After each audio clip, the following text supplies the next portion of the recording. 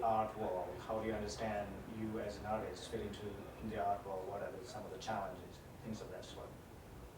Okay, well, the challenges of me in the art world, I think, are the challenges any emerging artist has in the art world, which is it's kind of this monolithic thing that's kind of separate from yourself, and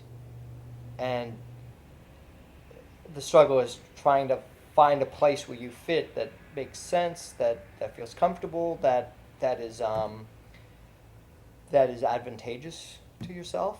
Um, you know, uh, I know, I think I know two or three people that are making a living just in making art.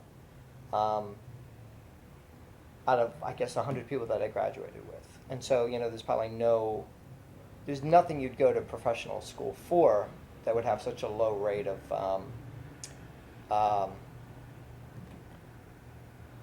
success, if you're going to say that. I mean, it's one view of success. It's not obviously the only view, but it's a view of success. I think most people in school um, idealize and strive for. Mm-hmm. Was that your view, or and is this still your view?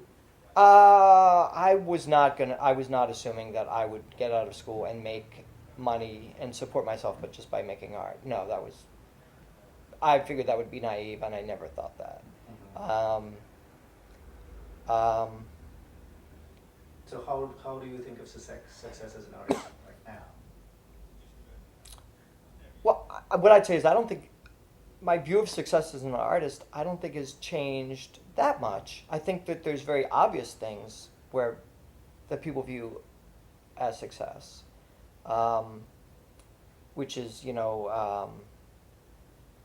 being featured, being featured in press, being represented, um, and then actual sales and making a living doing it. I mean, that's such a small elite group. Um, And is that your view? That's my oh, is that right? Right. That's my only view of success for an artist, because then essentially one person out of like one less than 1% would be successful. No, that's not my view at all. question. But I understand what that could be somebody's only view. Mm-hmm. That's that's one form of it, but that's not the only form. No. Mm-hmm. To me, it would be. I mean, I think it's very self-directed. I think it's very self-definitional, where I think it's growing. I think it's making work that's expanding personal boundaries and maybe societal boundaries or art boundaries. Um, Work that feels successful. I mean, you can make very successful work that very few people know about, except for selected few or critiques or whatever you're doing with it. That can be really successful, and I think that's totally successful and valid. I mean, um, it's not like you can make a sitcom. You can have a sitcom pilot, and it showed once, and it doesn't get picked up. That sitcom would be seen as a failure, right? I mean, it was the writing, it was the acting, it was the directing. Something didn't work, and it didn't achieve success.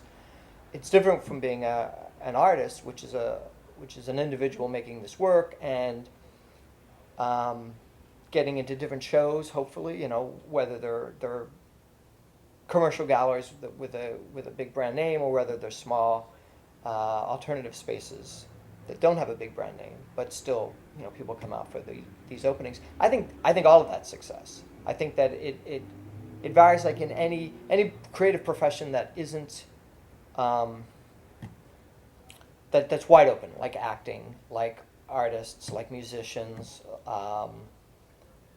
graphic artists. I don't know, sculptor. I don't know, I guess that fits in there. I mean, there's occupations like that where there's small steps. You don't necessarily get on a giant platform. I mean, everybody majors in business doesn't go on to become a millionaire. I mean, that's obviously true, and that doesn't mean you're not a success because you're not a millionaire.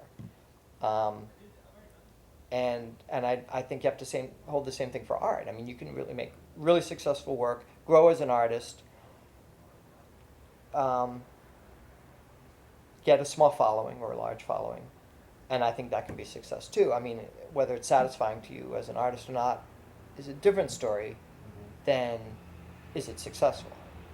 What kind of thing satisfies me as an artist?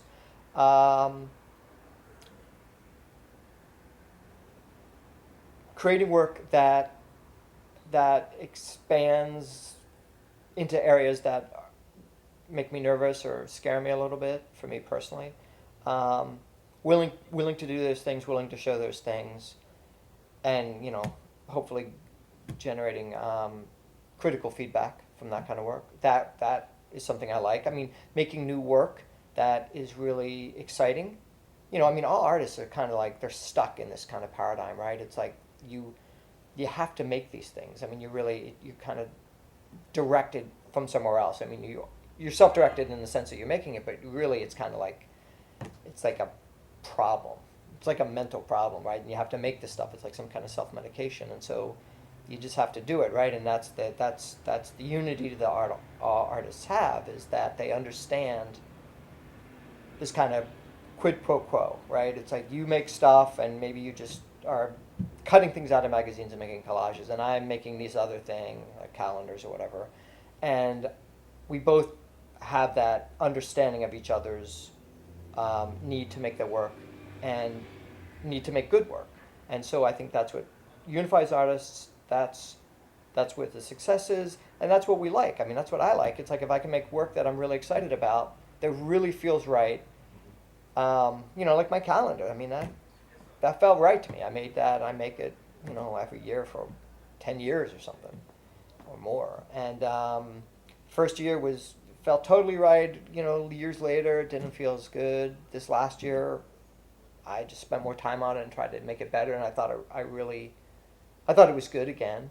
I thought it was really good. And I've gotten feedback as much that people like it, which is great.